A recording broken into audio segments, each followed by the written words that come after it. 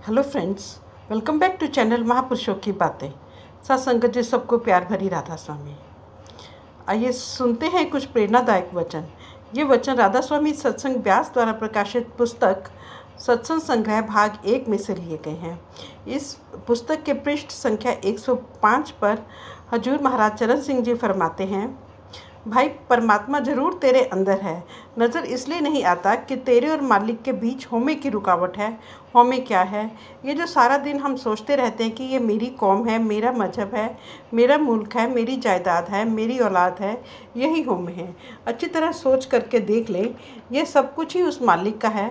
हम अपने आप को उस मालिक से अलग समझ कर बैठे हैं और इनको अपना बनाने का सोच कर बैठे हैं। गुरु साहब आगे समझाते हैं कि ये शक्लें और पदार्थ ना आज तक कभी किसी के बने हैं, ना बन ही सकते हैं, लेकिन जो इनको अपना बनाने के लिए इनसे मोह पैदा कर लेते हैं, इनके साथ प्यार पैदा कर लेते हैं, इसी माया का वही मोह और प्यार हर एक को बार बार दुनिया के बंधनों की ओर खींच कर लेकर आता है। इसलिए गुरु नानक साहब कहते हैं, जब तक तुम अपने रास्ते में यह होमे की रुकावट दूर नहीं करोगे, तुम अपने अंदर उस परमात्मा को किस तरह पा सकोगे? होमे की रुकावट रास्ते में से किस तरह दूर होगी? जब हमारा ख्याल जब तुम्हारा ख्याल अंदर उस शब्द धुन या वाणी रूपी अमृत से जुड़ जाएगा, तो उसकी लज्जत हासिल करके तुम्हारे अंदर से दुनिया का मोह निकल जाएगा, दुनिया का प्यार निकल जाएगा, तुम्हारे रास्ते से होमे की रुकावट दूर हो जाएगी। तुम वापस जाकर सदा के लिए परमात्मा से मिल जाओगे। कि होमे बड़ी पुरानी बीमारी है और होमे के कारण ही हम इस रचना का हिस्सा बने बैठे हैं। लेकिन आप कहते हैं कि इस बीमारी को दूर करने का इलाज या दवा भी परमात्मा ने हमारे शरीर के अंदर ही रखी हुई है। वह कौन सी दवा है?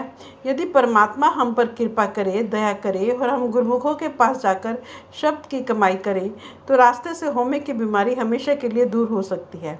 आपके कहने का भाव यह है कि जब भी हमारा ख्याल माया के मुंह में से निकलेगा, जब भी हमारा मन वश में आएगा, केवल शब्द की कमाई करके, नाम की कमाई करके, हमारा मन लज्जत का आशिक है। जब तक हम इसको दुनिया के मोह और प्यार से ऊंचा और निर्मल आनंद और प्यार नहीं मिलता, ये कभी भी दुनिया का मोह और दुनिया का प्यार छोड़ने को तैयार नहीं होता। हम ज़बरदस्ती मन को दुनिया में से निकालने की कोशिश करते हैं, वे आगे जाकर कहीं जुड़ता नहीं, वापस दुनिया में ही भटकना शुरू कर देता है।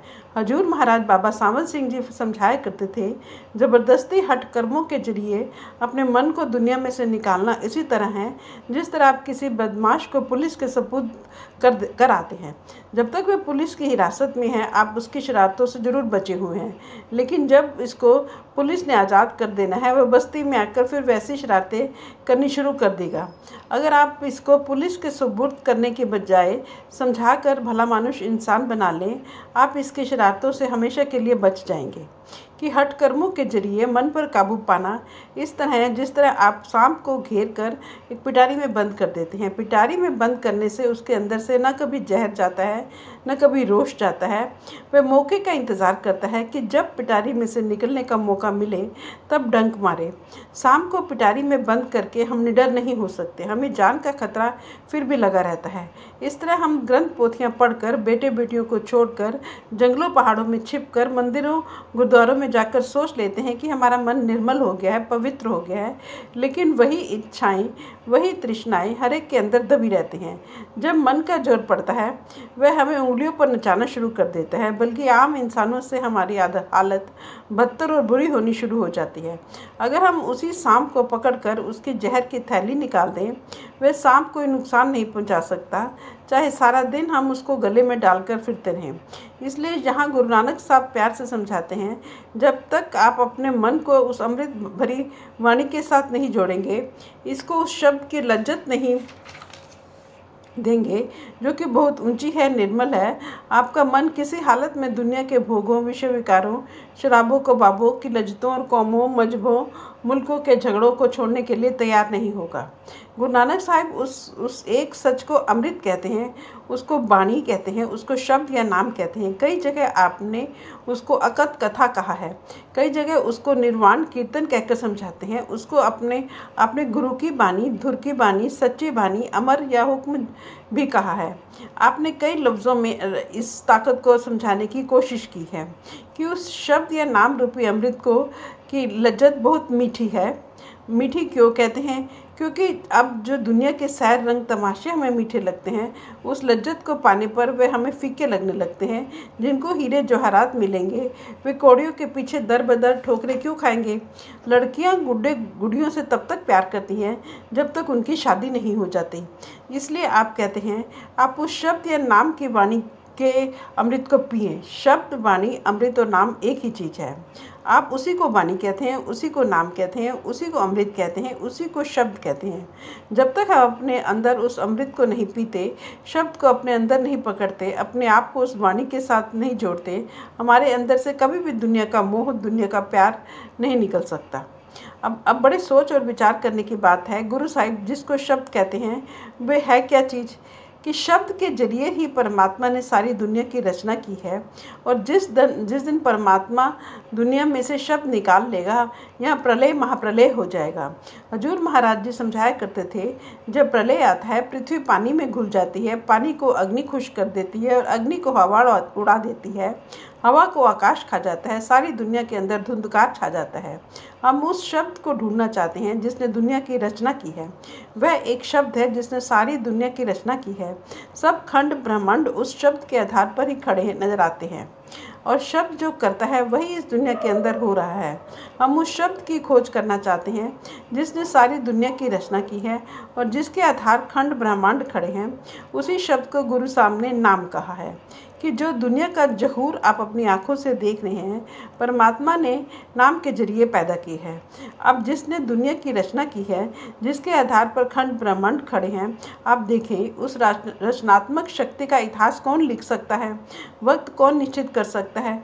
वह रचनात्मक शक्ति हमारे लिखने, पढ़ने और बोलने में किस तरह आ सकती है कि हम तुम्हें पूरी तरह खोज करके समझाते हैं कि नाम के बिना सब कुछ कूड़ है, नाशवान है। केवल नाम ही है जो कूड़ नहीं है, जो कभी नष्ट नहीं होगा। बाकी जो भी अपनी भाषाएं हैं, जुबानें हैं, इन सब को नष्ट हो जाना है, फना हो जाना है। हम उस शब्द या नाम की खोज करना चाहते हैं जो कभी नष्ट नहीं होता, कभी फना नहीं होता, जो नाम कभी नष्ट नहीं होता, जिससे जुड़कर हम भी अमर हो जाते हैं। वह नाम भी किसी को बाहर नहीं मिलेगा। जो लोग शरीर और देह के बाहर उस नाम रूपी वस्तु को ढूंढने में लगे हैं, वे तो बेगारियों की तरह अपने कीमती वक्त को व्यर्थ बर्बाद कर रहे हैं। बेगारी कौन होते हैं? जो सारा दिन टूट टूट कर मेहनत करते हैं, जिनका खून पसीना भी एक हो जाता है, पर जिन बेचारों के हाथ पल्ले कुछ नहीं पड़ता। अगर कोई चीज़ किसी के घर के अंदर दबी हो, वह घर के अंदर जाकर खोज ना करे, सड़कों पर खोज करता रहे, खेतों में खोज करता रहे, उस गरीब को तो ठोकरें ही खाना है, उसके पल्ले क्या पड़ेगा? गुरु साहब कहते हैं कि जिस शब्द ने धरती पैदा की है, सूर्य पैदा की है, चांद पैदा की है, अर्थात जिस शब्द ने सारी दुनिया की रचना पैदा की है, वे शब्द कहाँ है? नानक शब्द घटे घट आछे कि वे शब्द दिन रात सबके अंदर धुनकारे दे रहा है। वह शब्द जिसने दुनिया की रचना की है, जिसको पकड़कर ही हम जन्म मरण के चक्र से छुटकारा प्राप्त कर सकेंगे, वह कहीं बाहर नहीं है। वह हमारे शरीर के अंदर है, हमारे देह और हमारे वजूद के अंदर है। भाई, ये जो तेरा शरीर है वह हाड़ चाम मांस का बना हुआ ही नहीं है। इसको 5-6 फुट लंबा मिट्टी का पुतला ही ना समझ बैठ। जिस परमात्मा ने सारी दुनिया की रचना की है, वह परमात्मा खुद इस शरीर के अंदर बैठा हुआ है और अपने मिलने का रास्ता भी परमात्मा ने इस शरीर के अंदर रखा हुआ है। लेकिन तुझे किस तरह इस चीज़ की समझ और ज्ञान आएगा? कोई मालिक का सच्चा भक्त और प्यारा मिल जाए, वह अंदर जाने का तरीका और रास्ता बता दे, तो वह परमात्मा जिसने दुनिया की रचना की है तुझे अंदर ही मिल जाएगा। जिस रास्ते पर चलकर उस परमात्मा तक पहुंच सकते हैं, वह रास्ता भी तुझे शरीर के अंदर ही मिल जाएगा। वह तरीका, साधन और रास्ता क्या है? आप समझाते हैं कि हमारा कि हमारा रूहानी सफ़र पैर के तलुओं से लेकर सिर की चोटी तक है। इस सफ़र की 2 मंजिलें हैं, एक आँखों तक है, दूसरी आँखों से ऊपर है।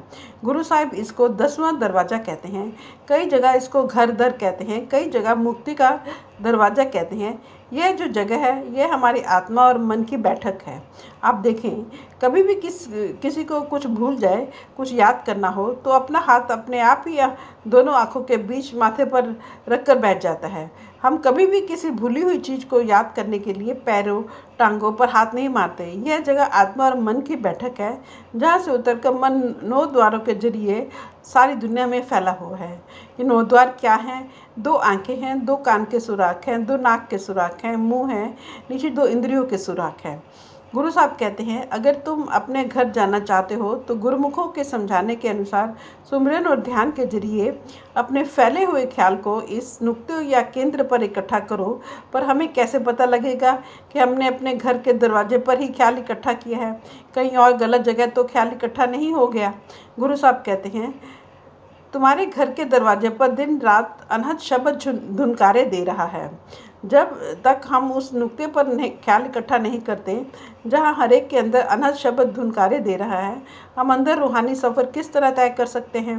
वह मीठी से मीठी, सुरीली से सुरीली आवाज़ जो कि मालिक के दरगाह से आ रही है, वह चोरों के अंदर भी है, ठगों के अंदर भी है, साधु संतों महात्माओं के अंदर भी है।